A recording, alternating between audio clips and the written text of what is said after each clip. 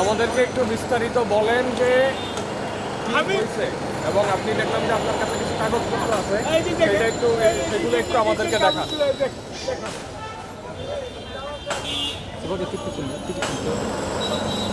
দেখেন, আমি রিড করছি constitution in the matter of Zahirul Alam Dewan, কনস্টিটিউশনের রিট নম্বর 12,853। হাইকোর্ট থেকে পার্মানেন্ট অর্ডার দিয়ে দিচ্ছে সুপ্রিম কোর্ট থেকে, kill dispose all the rule বইলা দিছে সবাইরে। এমন জেলা পর্ষদ বইলে দিছে উনি পার্মানেন্ট সম্পত্তি, উনি আমার কাছে পর্যন্ত ক্ষমা চাইছে। যেই সম্পত্তির মালিক উনি, কেউ এখানে হাত দেওয়ার কোনো ক্ষমতা নেই। কিন্তু সিটি কর্পোরেশনে কোনো গাড়ি ভাঙে নাই।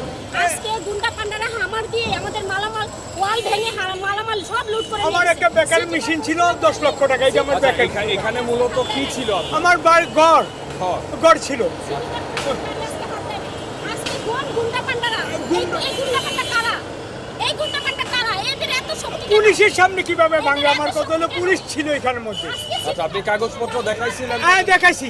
কি বলছে? ম্যাজিস্ট্রেট সাহেব নিষেধ করছে এটার মধ্যে হাত দিতে না। গুন্ডা পান্ডারা ম্যাজিস্ট্রেট সাহেব উনি বারবার নিষেধ করছে, সিটি কর্পোরেশনের রাজস্ব কর্মকর্তা এটার মধ্যে হাত দিয়ে না, যেহেতু পার্মানেন্ট। আমি ডিআইডি চেয়ারম্যানকেও নোটিশ দিছি, উনি বলছে আমরা স্ট্যাটাসকো দেওয়া, স্টে অর্ডার দেওয়া, সুপ্রিম কোর্টের এখানের মধ্যে হাত দিতে পারবো না। তারপর মেয়র সাহেবকেও জানিয়েছি, মেয়র সাহেব বলছে আমরা এটার মধ্যে হাত দিতে পারবো না, কারণ এটা কনস্টিটিউশনের উপরে, কনস্টিটিউশন 42 এবং 27। আপনার নিশ্চয় জানেন কনস্টিটিউশন 42 হচ্ছে সম্পত্তির অধিকার, কেউ ক্ষুণ্ণ করার নাই। এখন আমাকে যদি নোটিশ করতো তাও বলতাম যে আমাকে নোটিশ করছে ওরা, তো আমি একটা যে জিনিস জানি যে আমার সম্পূর্ণভাবে অবৈধ করে নাই।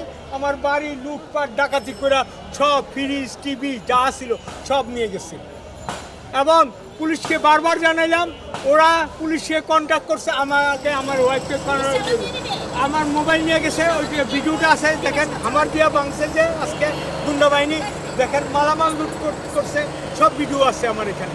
আপনার এই ভবনটার হোল্ডিং নাম্বারটা আমাদেরকে একটু বলুন। 1/24 D1 আর একটা হচ্ছে 1-এর, দুইটা হোল্ডিং একসাথে। মানে এই জায়গাটা তাইলে আপনার উত্তরাধিকার সূত্রের জায়গা। 3 পুরুষ বসবাস করতেছে। আর তুমি দাগের বাইরে যা ভাঙতেছো কেন? দাগের বাইরে ভাঙতেছো কেন? এইটুকু দাগ। এইটুকু। আপনি যাবেন।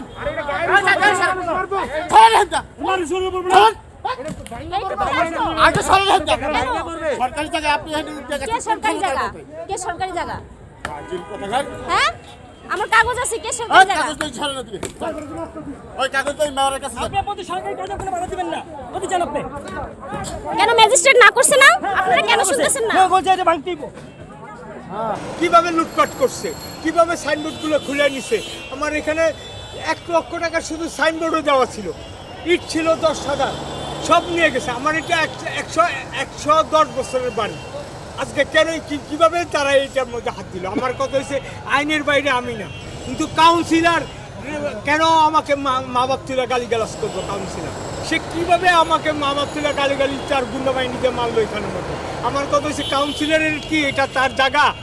তার সে আজকে 1000 কোটি টাকার মালিক, সে আসছে স্কুল মাস্টার হিসেবে পুরো মুগ্ধ পাড়াতে, সে কীভাবে তার গুন্ডা বাহিনী দিয়ে এগুলো বাঙাইলো?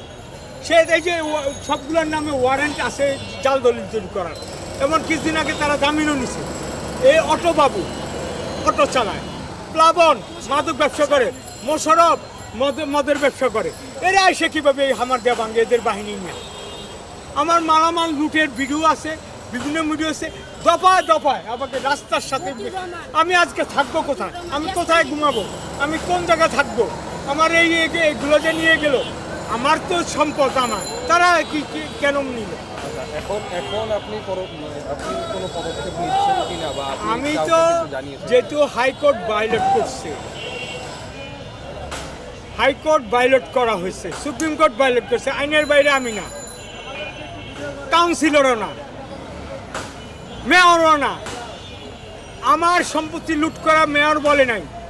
সাবের হোসেন চৌধুরী সাহেবের সাথে আমি নিজে ব্যক্তিগত, উনি আমাকে চিনেন, উনি সবাইকে না করছে এখানের মধ্যে হাত দিও না।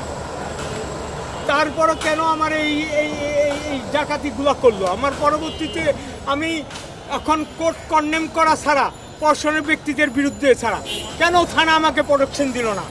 আমার ওয়াইফকে কেন মারলো? আমার ওয়াইফকে কেন অ্যারেস্ট করতে চাইল? পুলিশ তো আইন রক্ষাকারী, আইনের সেবক, পুলিশ তো কেন, আমি শোভন সাহেবকে এসেছি, শোভন সাহেবকেও বলছি, ডিসি সাহেবকেও ফোন দিছি, আমি এই এডিশনাল কমিশনার সাহেবকেও ফোন দিছি।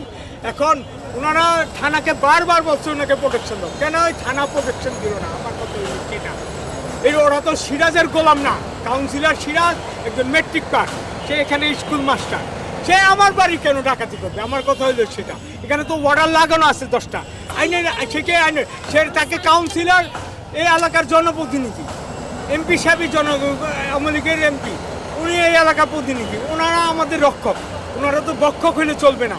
তা আইনের মাধ্যমে উনারা যদি আমার কম্প্রোমাইজে আসে যে আমাদের পাসপোর্ট জায়গা দরকার, আমার ক্ষতিপূরণ, ঠিক আছে ওয়েলকাম, তারা তো সেভাবে আমাকে নোটিশ দেয় নাই, নোটিশ করে নাই।